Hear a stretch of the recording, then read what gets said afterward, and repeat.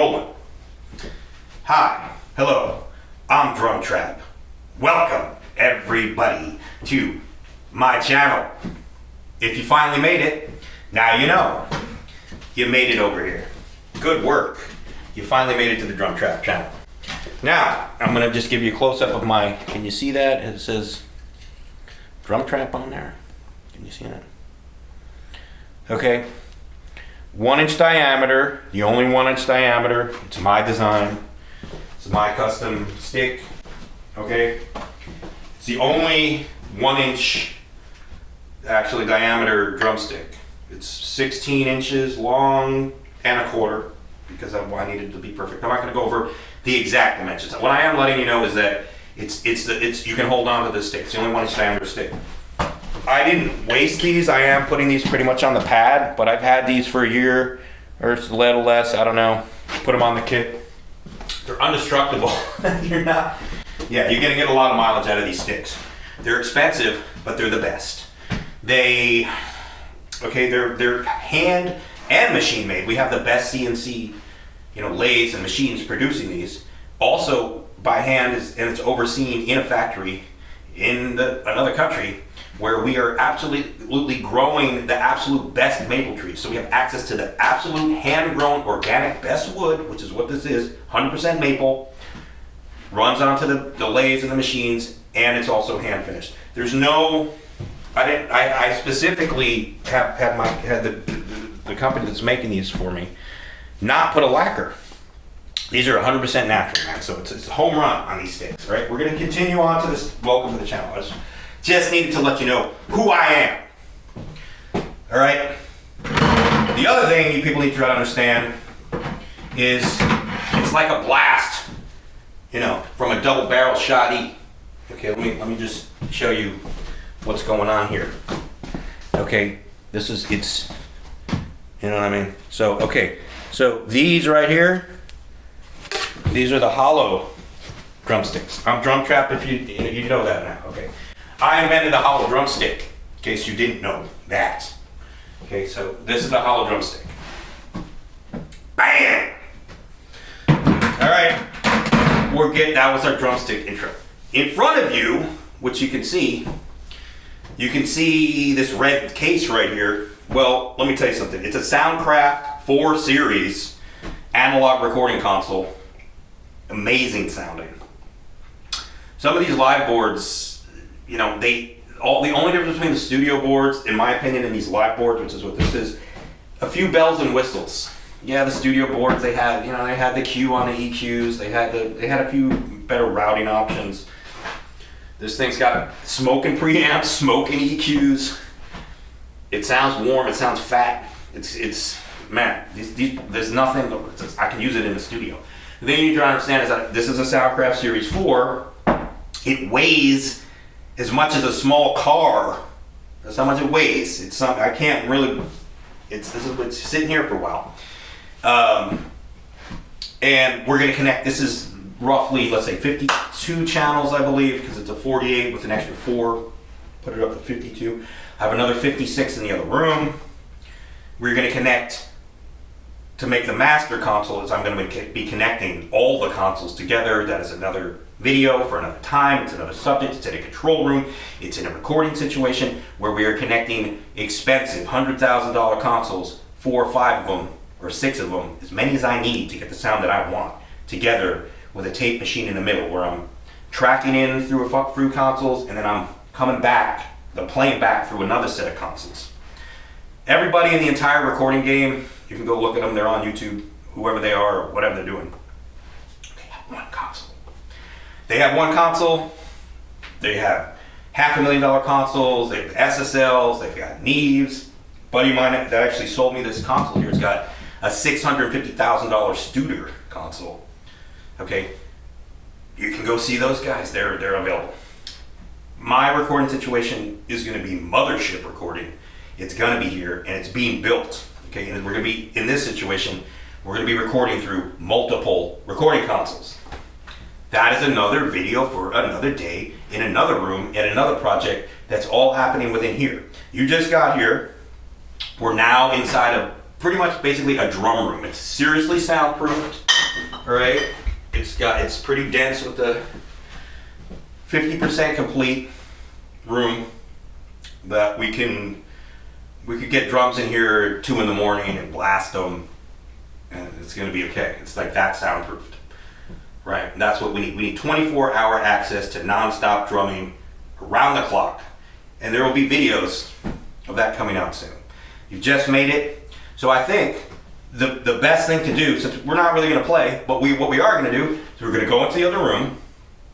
We're gonna go take a look at the drums. I'm gonna give you a little bit of a drum set and setup of the other room just to give you an idea, because you're gonna see me doing a lot of stuff in there, playing to tracks. I have, if you didn't know, I'm DRUMTRAP, okay? I have my own band, okay? They play through speakers behind me while I play drums. It's a one-man deal, okay? The engineer, the drummer, the band, everything is going live to this camera right here that you're looking at. We're just gonna burn it down, one take, Jake it. This, I can produce content. It's easy to just hit record and then sit behind the drums and then produce some content. So we're gonna go check that out. We need, before I go, just to let you know, we are gonna need your subscription for all this. If you made it this far, you're gonna have to subscribe, you're gonna have to like, share, comment, and get this all over the interwebs. I'm DRUMTRAP, and don't forget it. We're going in the other room now. All right, what I'd like to do now is just, because I'm gonna sit you down on the camera, is just show you, we're in the living room now. I'll show you, just give you an idea of some wiring, if you didn't think that had enough wires going on here. Can you see this madness, man? Can you see this? Hang on, I can't even walk over here. All right, there's a lot of wires now. Okay, there's a microphone right there. All right, there's a lot of wires. You're, like I was trying to tell you, there's some speakers. That's the band, okay? You're gonna look at it from the back now. All right, so we might as well explain this to you. 2 18s on the floor, 2 15s above that. Above that, I think they're 8s. Right there, I have some speakers my friend gave me they're working at about 50%. They're being replaced today. They're gonna have the same speakers on the top there, some 8s, I think. They're 8s or 10s. I think they're 8s or 6s. I forgot. They're great. They're gonna replace these. It's a lot of speakers. It's a lot of microphones. It's a lot of cables. It's all in the same room. The band is gonna play out of this thing. This is part of the robot band thing here. That's the computer, okay, I have all the mixes in, okay? This is gonna be the drum set. It's gonna be recorded to, YouTube quality. Like I said, we're going live to just this video camera, to tape, more or less, to a CD, one taking it, just straight burning it. Am I gonna tweak it slightly once I get inside of the computer? Yeah, but it's still a 2-track master. It's not gonna be, where I'm mixing through Pro Tools and have every drum individually isolated on a track and doing a huge mix and like that. No, we're doing a huge mix right here through all this equipment when we turn it on, and it's just gonna all burn down to the video. We're gonna talk now about what drums, some of the drum equipment that's happening here, because drum people like that. It's like looking at if you don't play drums, it's like looking at a race car.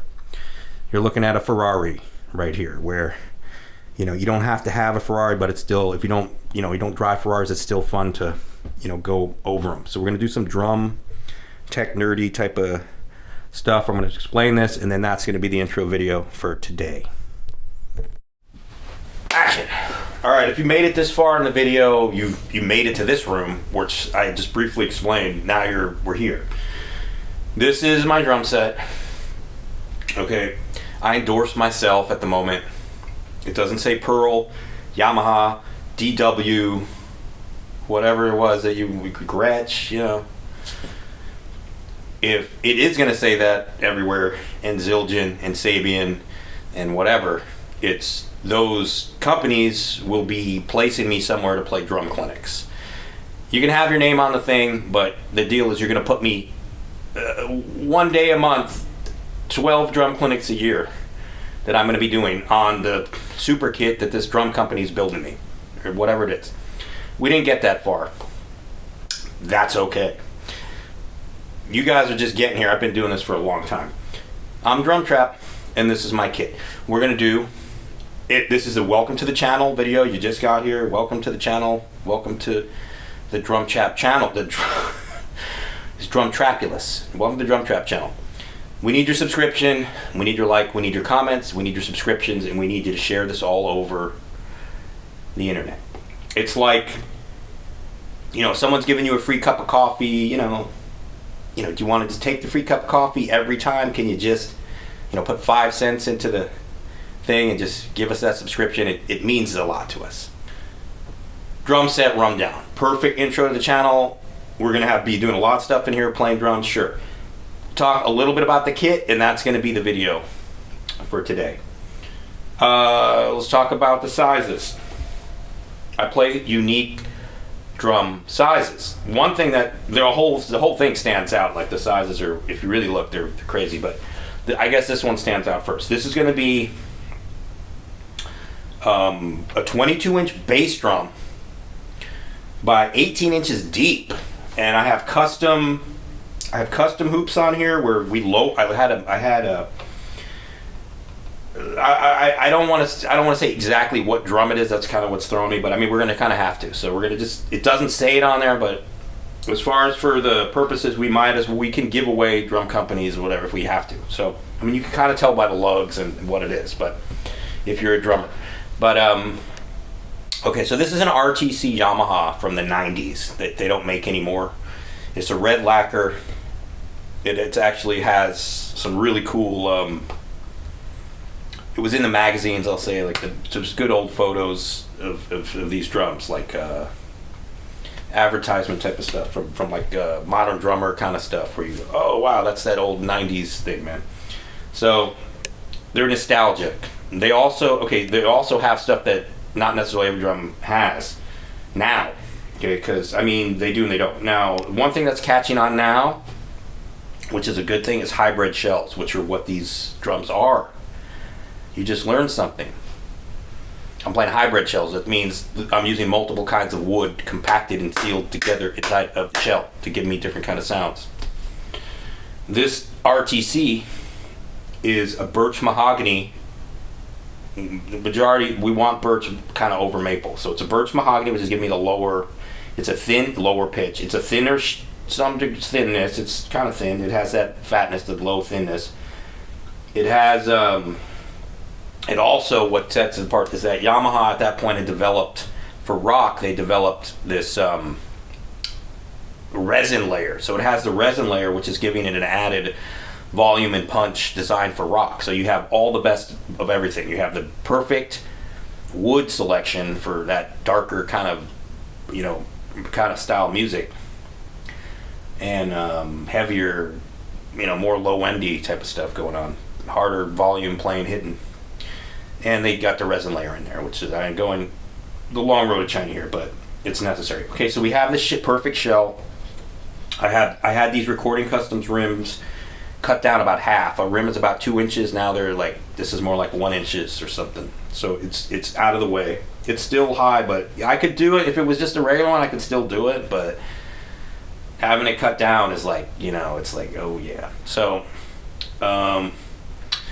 with these, Chris Hewer at Drum Lab in LA, at his Drum Lab in LA, does custom work. Is like the best guy out here. If you need your edges, if you needed like what I'm getting into, that's the guy that did this. So that's the guy you got to go see for that. So finish, you want to change the finish on your drum set, he can do cool finishes. Like say you wanted to do say we want to take this whole kit over to him and say, dude, we want Galaxy Sparkle freaking on the whole kit. Now I don't know if you can see the snare, but I put a Galaxy Sparkle on my snare. I'm not really going to move the camera, I'm just going to explain. You'll see, we'll move it, take pictures. You'll have to go to my Instagram. You can see close-ups of the drums. I mean, we're going to have social media. You'll be able to see. But right now, you're just in the intro video. I'm just explaining things about this drum set because why not? It's a long video. I mean, it's how it is. So Chris Hewer did the edges on. That's the most important thing. He did the hoops and he did the edges. So now we have new 30-degree, perfectly true edges. 30 degrees. So it was what we found out from that point forward was that yes, it's great. It was a home run. but also something he had mentioned that he probably already knew, but was roundovers. So roundovers are also good too. And I've now experimented from there. I've experimented with straight 30 with a roundover on one side, like that, right? A 30 with a roundover versus a flat 30 versus a full roundover. So out of those 3 edges that I mentioned, more or less, that does everything for me, for what I want. So right on here, we got a straight 30, which is giving us more ring, more ringing out, more sustain, more of a jazz thing, more of a giving us closer to that older kind of what it originally was with the rock thing where you hit it with boom and it's ringing forever. You wanted that? That's what this is doing. And it's also making it so I'm getting a lot of performance. The head, now that we put it to 30 like that, it just fits on perfect and squeezes on there, and it sits so nice and squeezed. There's enough pressure around the edge where you can tune it low and it just sits in place. And the performance now, I'm getting that it's tighter, man. So it's like that it's at 30, but it's like it's hitting the edge, and it's also hitting part of the 30 coming down, and it's giving me enough of a gradual. I'm getting more control. You know, I like it. For this drum, it's great.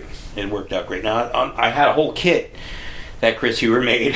If he watches this video, he'll be like, "What happened to that?" Yeah, he's gonna be like, "What happened to that kit I did all the edges on?" Well, we have this. This is what's left of it. This one. We're keeping this one forever. Okay, this bass drum is really good. The bass drum he did in 18 was really good. That kit was good. It was just now we're on this kit. So now we're gonna talk about this kit. All right. So this is a Chris Hewer special. It's got the RTCs. It's a multiple woods. Okay. It's good. It's great. Okay. Now we're gonna go. So this is a 22-inch floor tom now, okay, by 18 deep. 22-inch floor tom. We're going to go to the snare drum. The snare drum is a 12-inch. It's a custom. I don't know if you can see it. I don't know what's going on with the video. We need a cameraman, basically. But I'm just going to explain it. The snare is a 12 by, I believe, 5. And for what I'm doing, that's going to be the size. I might go 5.5 deep. On maybe when I'm standing up and marching, we're gonna have other videos where if you don't know, I'm DRUMTRAP. I'm a snare drum master, and I'm a drum set master, and I'm a super master sound engineer, and I made my own band, and I'm playing drums to it, and that's in another video. But now I'm just this is the welcome to the channel. We're just gonna explain drum set because I'm not gonna do this again. I'm doing this one time for you. 12-inch by 5 has stellar wood hoops on it. It's absolutely ideal. This was a Gretsch, basically, that I modified and turned into my signature drum. So I can sell these now to you if you wanted them. When you see them close, you might hear them, you might want them, but they're expensive. It's too much trouble for me to make them for you to make a few $100s on it.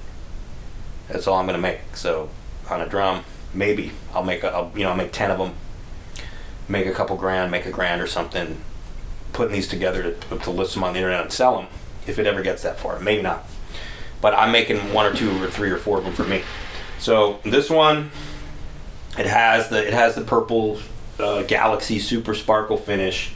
What I'll do is I'm going to explain it, then I'm going to do a close-up, okay, with the camera once I'm done talking. All right, it has a sparkle finish. It's the right size. This drum is going to be Poplar, the only drum in the mix of drums that we have here that's going to be one material, where we just have one shell type.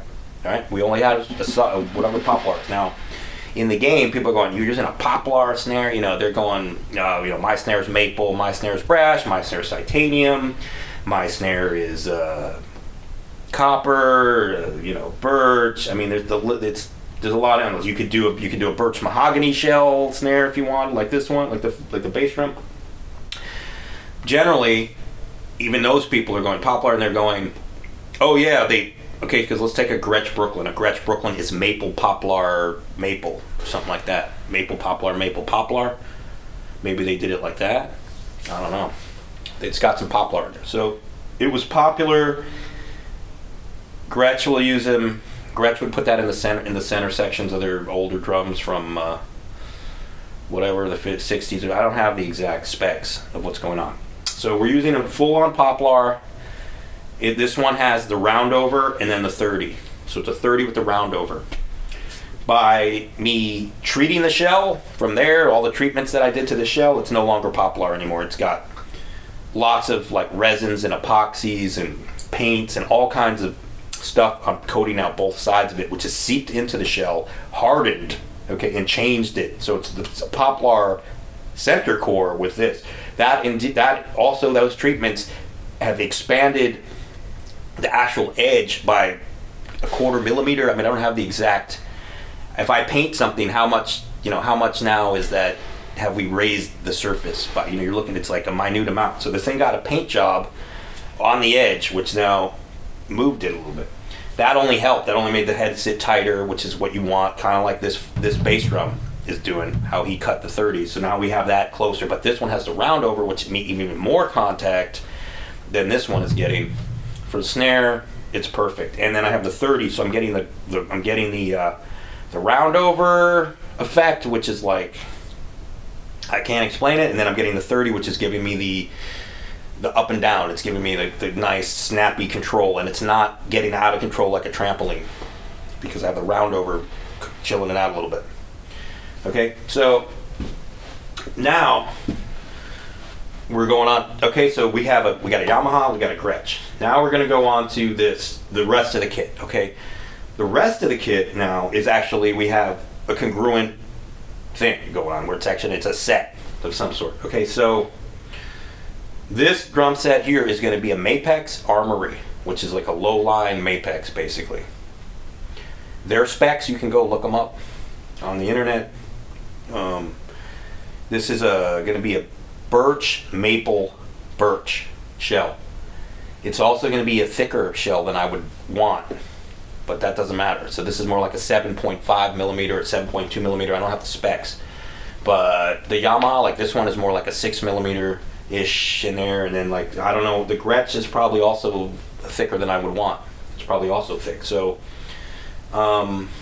it's noticeable in the toms, in the floor tom kind of. It's just noticeable that thickness is it's bringing me kind of a little bit higher than I want to be, a step up slightly in the shell, but I'm okay with that because I'm playing such a low 16 floor. Okay, I don't have the thuddiest, deadiest, lowest 16 floor in the world, but there's such a big range in there in the 16. So if I had a little bit higher 16, it's not noticeable. It's still low enough for where we're going. And then we have super bottom end over here. Okay, these kits, the reason I had to go over to here was for the round over bearing edge. I wanted the Sonic Clear bearing edge, the round overs. You can go look at them. Could Chris Hewer do those edges probably better than Mapex? Like twice as good, 3 times as good? Like, probably, man. Probably. They'd probably be truer, flatter, straighter. I can't tell you 100% that a $200 drum, if I put it on a table, that thing's going to be like perfectly flat, man. And that's what you're up against when you buy these. You got to redo the edges. So we didn't redo the edges on these. I'm not redoing the edges on these drums.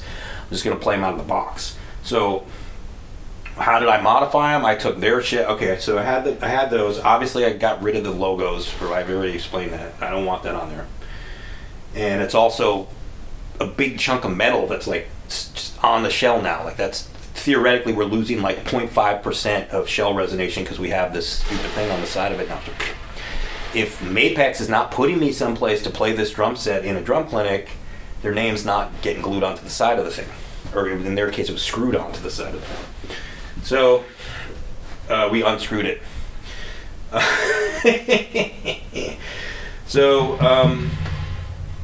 Okay, so we lost track. So another thing, I'm going to show you the kick drum. Okay, so I've explained the shell material. I've explained the edges. So that's congruent. We've got, still the hybrid shells. So the hybrid shells, the maple in the center and the birch, we're getting punch.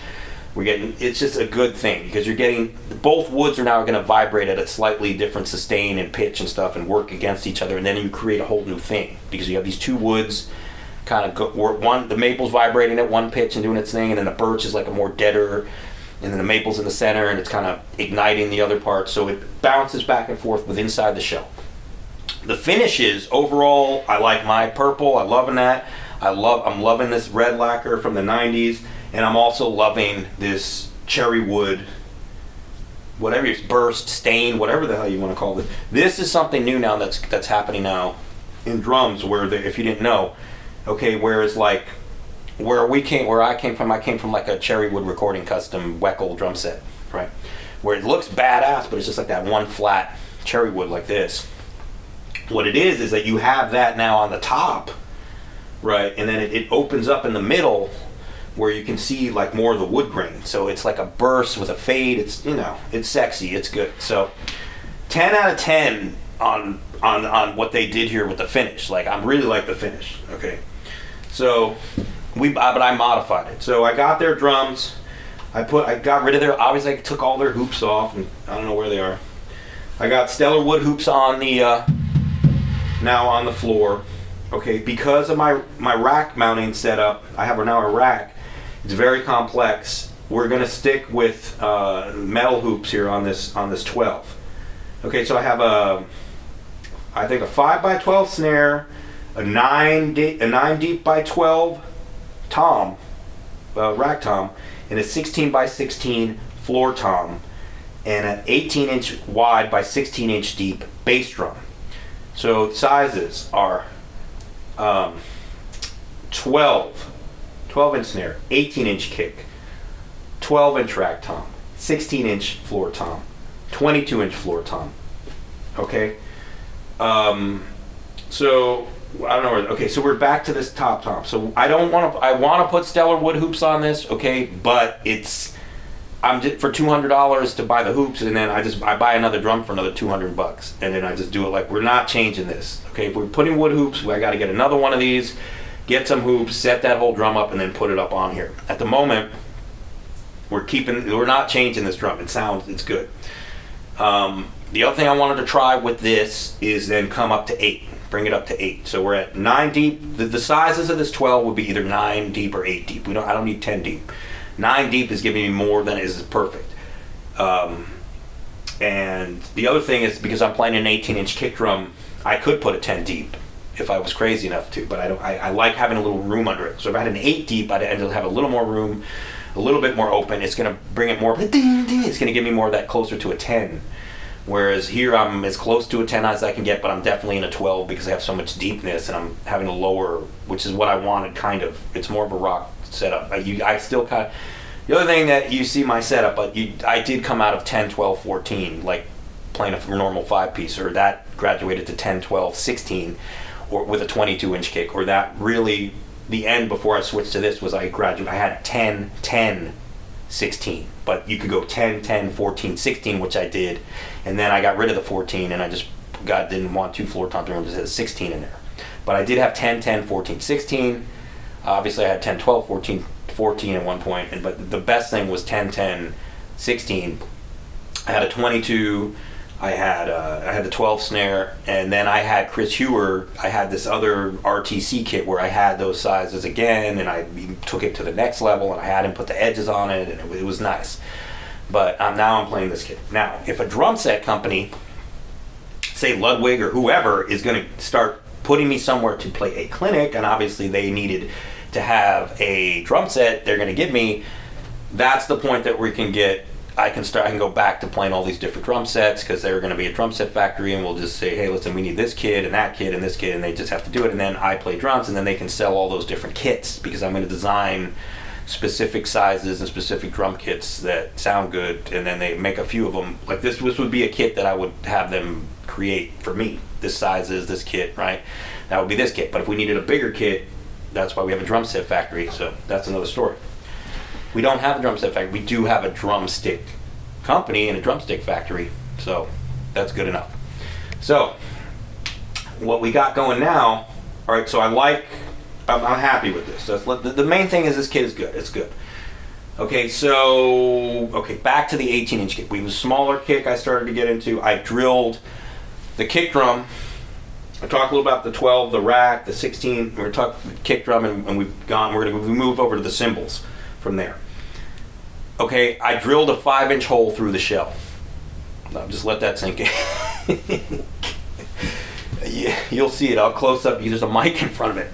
Now, you wanted to put a hole in your bass drum head, right? But you were playing a 22-inch kick drum. is the situation. So we have a full head. Okay, I got a coated Emperor on my side on the batter, and I've got a purple power. I personally like to use Power Strokes because it's a thick single ply head that has it's a 2-ply head because it has a ring. So, but the second ply is just a ring. So it's the thickest single ply head you can get. To go even thicker than that, I get a coated one. Like there's coated ones on the bottoms of these toms. All 3 of these toms, there's coated Power Strokes on the bottom. That's because I hit extremely hard, and that's a way of controlling the sound, and it's also a way of not having the drum wash out. If I bash this thing and I have that power, the bigger head, the beefierness head on the bottom, the drum doesn't wash out. If I had clear ambassadors top and bottom, or a clear ambassador on the bottom, and then a coated ambassador right on the top, that's like a normal. People either do clear top and bottom or a clear and a coated. That's still pretty thin, right? For how hard that I hit, and then I'm playing larger diameter sticks. I'm considering all that. I'm considering how the drums are performing. I'm considering how the bearing edges are performing. I'm considering that the head combinations are performing. I'm considering how the sticks are performing. I've designed the best drumsticks in the world. I have a drumstick factory that are growing maple trees, 100% organic, the best maple trees in the world, produced on a lathe, by hand, no lacquer, in your hands. Okay, and you can get my drumsticks specifically through this channel, through me. The link will be in the description. It's not going to be in the intro video. We're just starting the channel, but we have all that in the works. And as you tune in and subscribe, eventually you're going to see me playing drums, right? And then you're going to see the drumstick link. In which case, if you wanted hollow drumsticks or the best maple sticks, now the best maple sticks in the world, I'm going to demo the drumsticks. But maybe for you're playing those sticks on a pad. And I'm not so sure you're playing those on a drum kit until you start to realize you might want to change your heads. You might need to change your hand technique.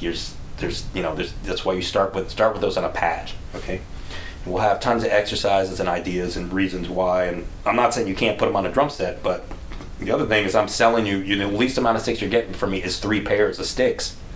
So you can put one on a drumstick pad. You can put one on a pad. You can put one on a drum set, and then you can save the 3rd pair in your cymbal case for hold on to those and then just use those on gigs or whatever. Right. So, and you can also get cases from me, cases of drumsticks. So my cases are going to be 10 sticks. So you can get 10 pairs of sticks, or you can get 3 pairs of sticks. So if you buy a case, we can drop the price down for you. Now, with the kick drum, I got a 5-inch thing on a drill, a 5-inch thing, like to cut a door hole, like to put your you have a door and you got to put the doorknob in and you got to go through the door so one of those things, blasted through. 5 inches, maybe bigger than a door. It's like a thing, it's a pretty substantial size. So, okay, so I explained in my heads. That's where we're going. So I have the head combination. I've explained that. Okay, I have the coateds right on the toms. The kick drum, we need more ring. We need a little bit more, as much projection. So projection and ring, and also the coated doesn't look as cool as the purple one. The purple one looks cool. So in that case, we went with the clear purple, which has some, coating type of. You can't see through it 100%, right?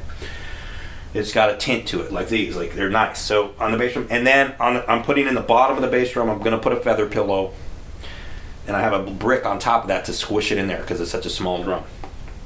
So that's the deadening. So both heads are deadened, but I'm getting more ring than you are because I have a full head. Okay. I have a dead kick, but I have a full head, and then I'm jetting out the side, and I can have my mic on the side, I can have my mic in the front.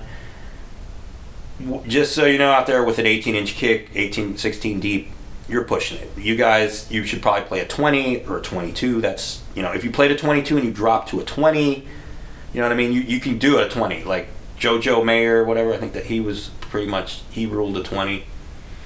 Wacko will always go. Those guys, they're playing 22s. Gad, Vinny. They want the bigger drum sets. I learned this trick from a few drummers. Actually, one of my original drum teacher, one of them by the name of Tom Byer, many years ago had a Gretsch kit that was 10. It was 12, 13, 14. The racks were 12, 13, 14, so a 5-piece, but an 18-inch kick. I mean, he didn't have power toms. He had 8-inch. He had jazz toms, right? So it's going to be 12 by 8, 13 by 8, or maybe 13 by 9, maybe. And then the 14 was probably a 14 by 14 with a 14 snare by probably 5 or 5.5 with calfskin heads. Like, yeah. So calfskin heads. So, anyways, jazz guy. So, situation. I don't know where we were at. So we're gonna probably go to cymbals now. I think I've gone over the drums. The main thing that I think I've conveyed to you is that I have a crazy 18. So okay, so I was telling about the 18. One of my favorite drummers is Gary Novak, and that dude had it. It was the only other guy that had 18. Why? Because another reason is there's not that many match grip masters. There's less. There's most of the people that play are now that Novak can play. He can play proficiently both ways. He can play traditional. There's some video of him when he was young playing a Yamaha, probably a recording custom, where he's the whole thing of him soloing is only in traditional, where he's power playing in traditional. So he's sufficient. He's perfect. But he can play match grip good, right? So I noticed that although I had gone to a 20-inch kick and I had played a 22 and had played a 20, he was the only guy that really, out of any of them, out of anybody at all, that was the guy that stuck out. You're playing an 18-inch kick and it's sounding that good. And I was looking at that going, So I'll never go back. I mean, I don't know what Novak's doing now. You can go ask him what's going on. But flow back.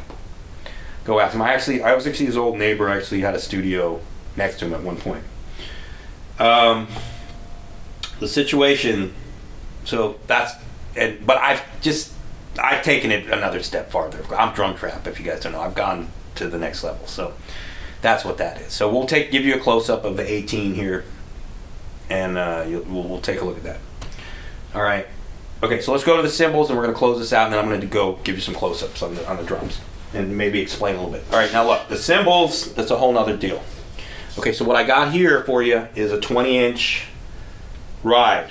20-inch ride, and it says on there, I can't read it. I'm gonna just guess. It says is it 1700? I don't know. 16. I'd say 1650-ish. 1650 gram ride. 20-inch. The bell's nice. It's got this coating on the side that I'm playing on, which is I like that a lot. It's some kind of burnt up thing where they didn't lathe it, which is giving the cymbal character. I don't need this to be lathed here on this side. I like the deader sounding. So you'll notice my cymbals, I have some dead ones. This one is not dead though. It's just, and then on this side, it's open. It's wide open. But the thing to understand here, boys and girls, is see how this thing's flexing this much at a 1650? 1650 shouldn't have this much flex in it. 1700. I mean, I could really tweak this thing if I wanted to. But not. It's still heavy enough where that's as much as I can flex it. So it's got a strong flex. But if you notice, this side, I believe it might have been this. Okay, this type of coating on there. It might have been. But if you look at it from this side, all right, I had this lathed down on actually the only guy in the world that can do has a digital lathe. Okay, all the other people out there that modify cymbals, they use a thing and they just spinning it and they're just hitting it with this crowbar or whatever, and they're taking weight off it, and that's an art form. I'm just saying that's how everybody's doing it. But I have the only guy in the world. This is the last cymbal he ever made because he's not making any more cymbals. Okay, so he can't get these anymore. The guy is retired, probably passed away, got really sick, and closed his shop. And I don't know what happened to him. He's not making cymbals anymore.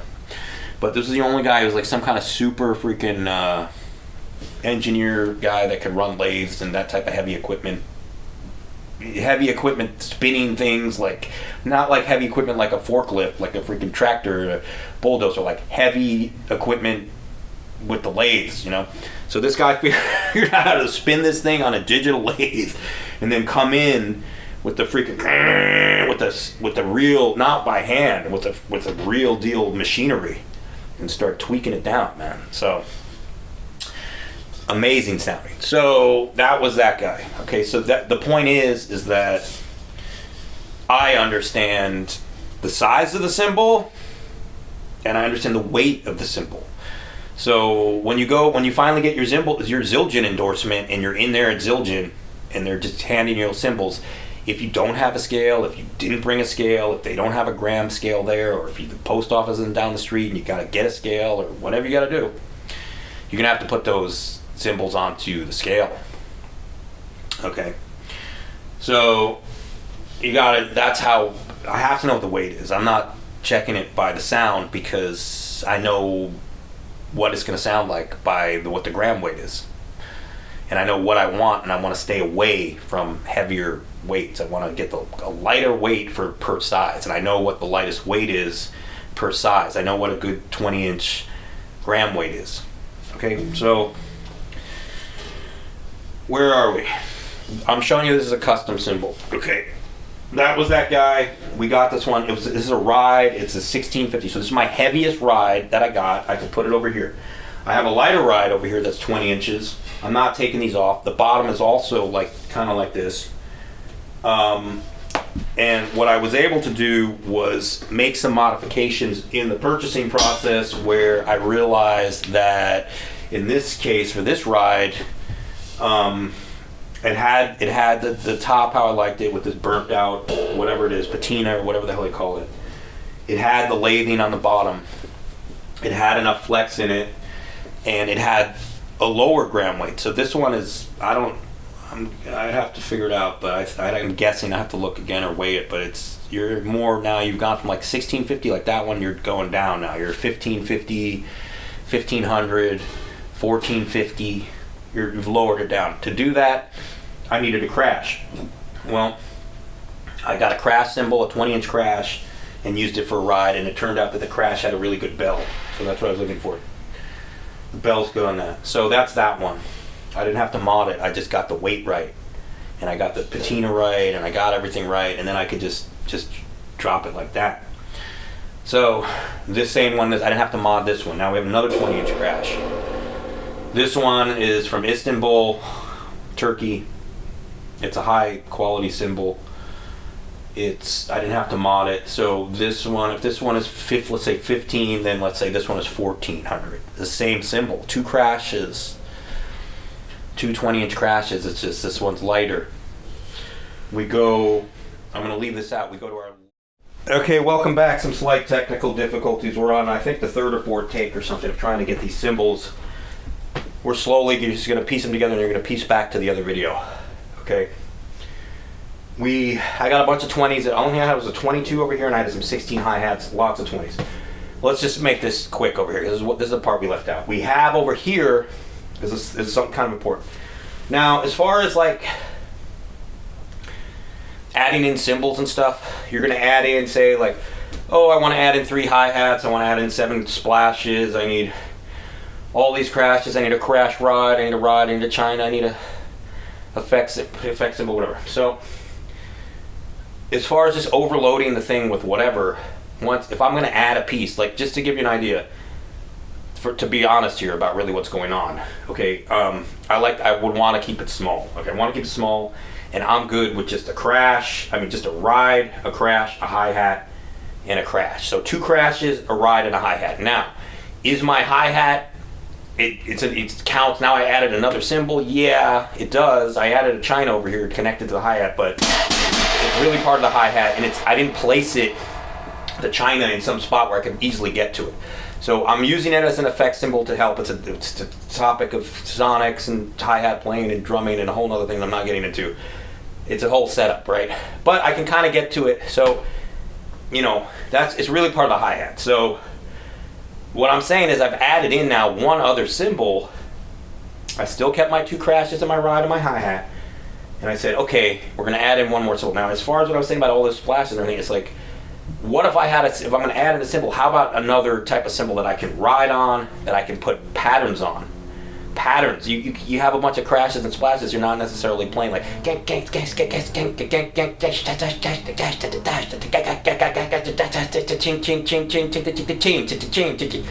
not doing that on a splash. But on a China stack thingy, whatever you want to call this, effects sound cymbal, the bell is nasty. The bell is close to as good as this bell. So I have a bell, and then I have a tighter sounding cymbal. and it's giving me a good contrast. It's giving me a good contrast if I want to come out tight or if I want to come back open, like closed, open. So I have a real closed, crunchy sound, like a hi-hat kind of ish.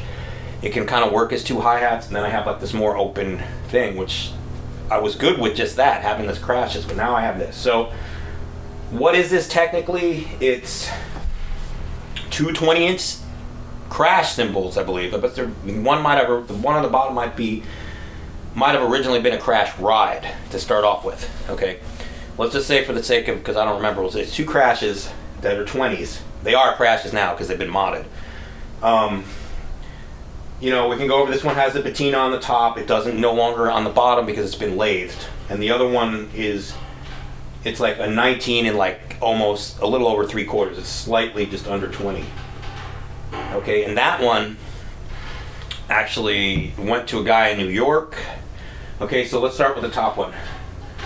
The top one was lathed by the guy that's rest in peace, that guy with the on the super lathe, on the digital lathe. Okay, dude, he took this 20 down so hard on the digital lathe that it now has holes in it.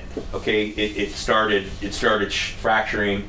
So his solution was he took it so thin that he's, all right, we're going to drill out the little holes. Then he drilled the little things out, and then that's how it is now. So it has a bunch of holes, which seem to make it more airy. It didn't seem, it's like the overall package of the cymbal was a home run because he got it that thin. He got it so thin that there's holes in it. Okay. So the weight of that one in a 20, you could recall what I was giving you gram weights. This one is got to be in the 1300s. It's getting down there like 1280, or he chopped it. So let's just say it's 1300. They're not the same weight, these cymbals, but the bottom one also 1300-ish. Okay, so they're lighter. And what's going on is that there's a tiny little piece of felt in between them, and they're just sitting on top of it and sandwiching together, and they're hitting each other, and they're giving me a China-ish kind of crunchy hi-hat-ish kind of vibe going on, which is working nice. The bottom cymbal over there was, like I said, it's a hair under 20. So another 20 around, we lathed it down, except this one went to a traditional lathe guy that you could actually still use. That, I forgot his name, but I believe his name is Jesse Simpson. And the story with that guy is he was in New York, and now he lives in Portugal or Spain or the Czech Republic. I think it's the Czech Republic. I'm not exactly sure what it is. But he got a big house over there. Now you just got to mail your stuff over there. So you got a cymbal, you want it lathed, you want it custom. Well, he was working out in New York. Well, now you're going to have to deal with him through another country overseas. So you can look him on the internet. So there's a few people out there. There's that guy, there's Jesse Simpson, there's another guy. I want to remember, Revive Drum, what that guy's name is, man. He makes drums and cymbals, he's on the internet. I'd have to look him up. But we probably, if we want to get work done, we'd either use Jesse, because the other guy's gone, the digital lathe guy's out the mix now. So we'd have to use Jesse Simpson or this other guy. I forgot the name of his drum set company, starts with an R, I think. And he has a couple different cymbal lines. He's a cymbal master. He can probably do a little more detailed and better, I think, than Jesse, but Jesse is more like a jazz guy to the point where, you know, the second guy understands more of the hammering techniques but Jesse does too. But Jesse gave me more of the sound that I wanted, which is not a non-traditional sound, where I told him, cut it as much as you can, take as much weight off the bottom, don't do anything to the top, just umbrella the thing out. So we got these 20s cut down. Jesse did the bottom one, the lathe guy did the top one, the digital lathe guy did the top one. Jesse's cutting on an old school thing with the normal cymbal weight gram, you know, how they take them down on a regular cymbal lathe by hand, basically. And that made this stack. So that's the cymbal setup. Okay, we have very lightweight, basically shaved down, umbrellaed out 20 inches where we shave the bottoms out of them so they're custom, and then we customize the weight. We didn't call Zildjian, we didn't call Sabian, we didn't wait around for a steak to come falling out of the sky. We did it ourselves. Okay, so good. We're gonna cut back into the next video and we're gonna keep going with the cymbals. So go to our other crash over here. We have two crashes. This is a ride, even though it's a crash. So it's a ride with two crashes, right? This crash here on the end is actually a HammerX cymbal, which is discontinued, that I had to buy for $499 cash out of a pawn shop because you can't get them anymore. It was on Craigslist for $500 or something, and they took I got them $1 off. I got them to take $1 off it, and they gave it to me for $499 cash because I stood there and I played it and I brought all my sticks. And I was like, "Come on, man," you know. And they were like, "Well, at the end of it, we'll do it for $499." But I know what it was. I knew you can't get them. I knew it was the best cymbal in the world. You're not getting that. That's a 22-inch HammerX in the 1700 gram range, which is stupid paper thin, man, for a 22. So I'm playing with the gram ranges. So I've got, again, like 15, 14, 17-ish on the end here, but in a 22. Now let's leave that out about, let's go say 15, 50, 14. No, actually this one's probably really closer to maybe like 1380 or 1350. This is like papery thin, so I don't know. Right, and then you go to the China over here, which is kind of important. That one, I was just able to gram weight it. So this one was, I figured out that if I could get a light one, and I didn't necessarily need like the best freaking 20-inch hand-hammered Super China for $900. I got a lower line cymbal. It was like a medium grade freaking made in Turkey one. It wasn't their best model, but it was the right gram weight. So it sounds amazing. It sounds better. So that China is like a 1550, which is giving me the correct pitch because I'm combining it with this hi-hat. The hi-hats got chopped. They got lathed. They chopped their umbrella out. They're flexy. So that thing was flexy. These are papery, like they'll just snap. You just bend it and it's that flexy. Okay, so these are 16-inch hi-hats. They have the patina like I like it, which is this burnt topping thing. The insides are now lathed, so it's like that cymbal I showed you. The inside is lathed, and they're super thin. I don't remember what the gram weight is, but they're paper. They're just tiny thin. So what this is giving me is a lot of flex and a lot of, you're losing the chick. The KZs that Weckel was playing and 13s that everybody's playing now or whatever, those are stupid heavy. The Z is like, 2,500 grams, and the top thing is like, I don't have it. It's way heavier than this is. Okay, we don't want heavy cymbals. So we want umbrella cymbals that are buttery, that absorb playing. I don't want a hard cymbal that I gotta, and it's snap my arm off. I don't want that. I want a cymbal that's buttery because it's a piece of metal. I want the butteriest, lathed out, umbrellaed out thing, and that's also bringing the pitch down. So I'm blending the cymbals into the drums more so than I have less high end, and also as an engineer I have less high end, and then also as the rock guys stick out. The whole high end of that thing, they got cymbals cutting through like freaking like it's a cruise missile, or guys just sitting there with that's how the freaking that's just cutting through, man. Okay, I don't need to cut through that much because I hit hard. I have crazy sticks. I'm letting the stick do a lot of it, and I also want a new sound, and I'm going to pull back on the high end, man. So that's what I'm trying to do. I have the 16-inch hi-hats. Now these are too big, but that's just how it is. So we just used to play them, and I have it connected to a 20-inch China, so that's my hi-hat sound. It's too big, it's too loud, and it just has its unique sound. It is giving me trouble a little bit in this mix, but it's just how it is. So that's it for those. Yeah, so that's the cymbals. So that pretty much does the video for today, guys. I'm DRUMTRAP. That was I've gone over the actual drums themselves. I've gone over my sticks. I've gone over the cymbal setup that we have here to some extent. You can put questions, comments, like, subscribe. This is the intro to the channel video. Share the video and stuff. So anyway, eventually we'll have the actual drumsticks that I'm going to be playing. We're going to have those for sale where you can just order them up and they'll get shipped to you. Bam, just like that.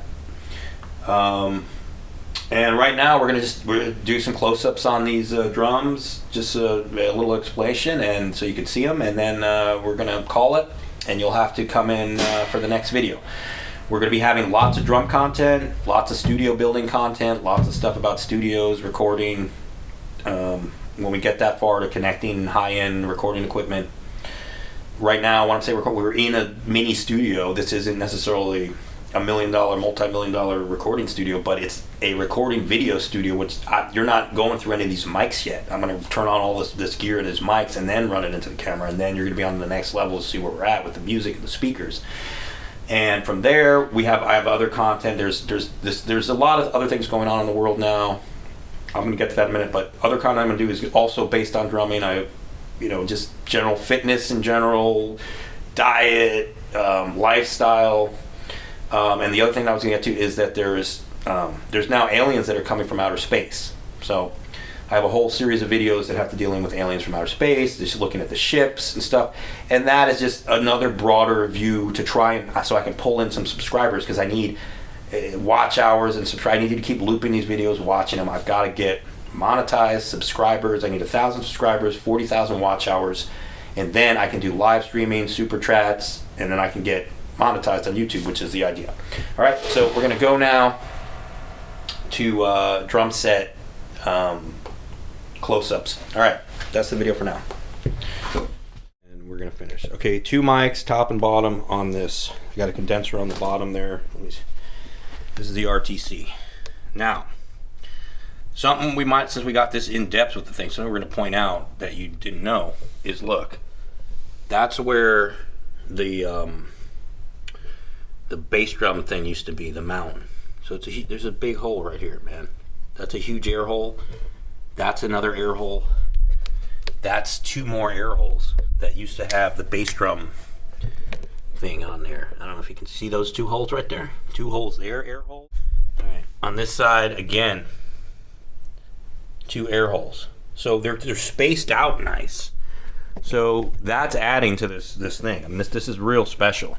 We can put epoxy in there and close the holes, but that's not an extreme amount of air venting in a drum that big. I mean, it is, but it isn't. Basically, is what I'm trying to tell you. Here's the hi-hats and the China. All right, this is what we're looking at next. We got an 18-inch kick.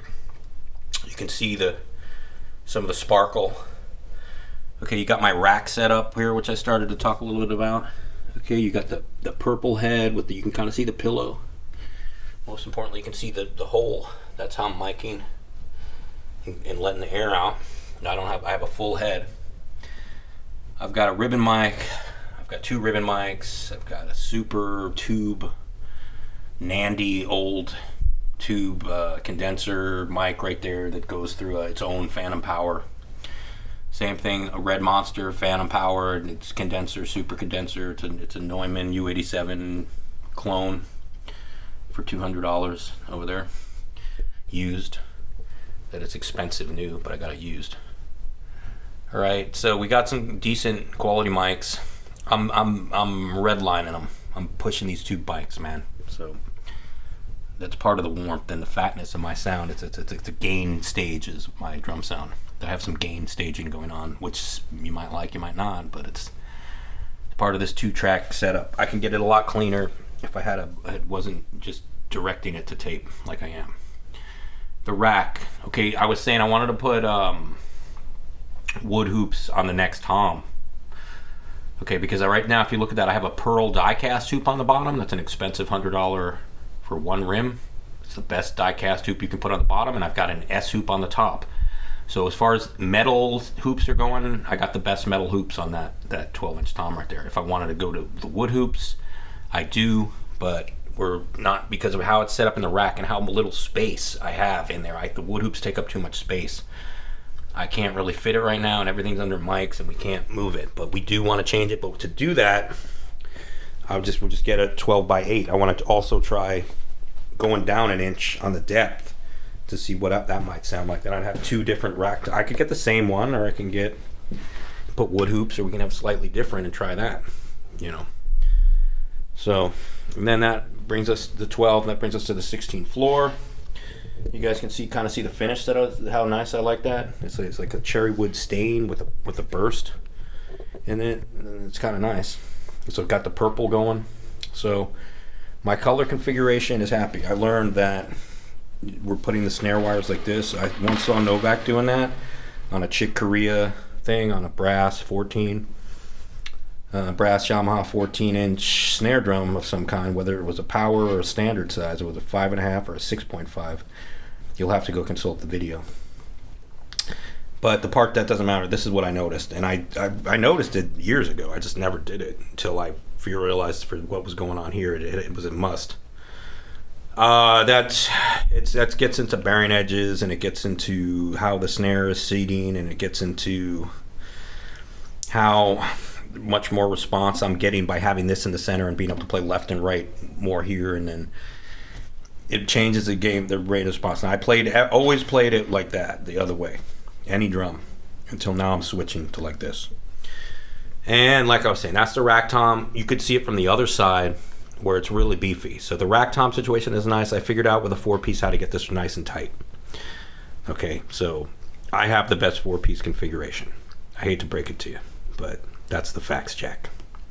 I'm DRUMTRAP. That's going to be the best video for today. And you're rocking with the best now. And we're here. We're going to be producing videos. We're going to be putting these mics on. You know, I got these red monsters, which are U87 clones. Up here I got these ribbon mics. They're not expensive. They're like old school kind of broadcasting mics. They've got them new or open box used for not much money. They're under $100. They're still ribbon mics, and they're giving us a decent sound. I'm running through a mix wizard over here. A bunch of art tube compressors on my master out. And what I kind of want to get to back there is the Japanese. I got to transform a Yamaha at a CBS studio, so that's helping our sound. That's lighting up. I'm only getting 6 channels out of it, but that's the overheads and stuff are going through that. And I actually put this snare mic and this floor tom mic, and I'm waiting right now for another mic, one more condenser mic on the bottom. I'm going to try that, and those speakers. From there, we're going to test those, and then we're going to start producing drum content, in which case you need to subscribe, be a part of the channel, and check out the drumsticks that are going to be for sale. All the content that is coming up related to music and drumming, studios, performing, and performances, as well as snare drum and drum set, and the aliens, and health and fitness, and everything else that we're working on here. So, see you soon. That was our intro video. Subscribe. Peace.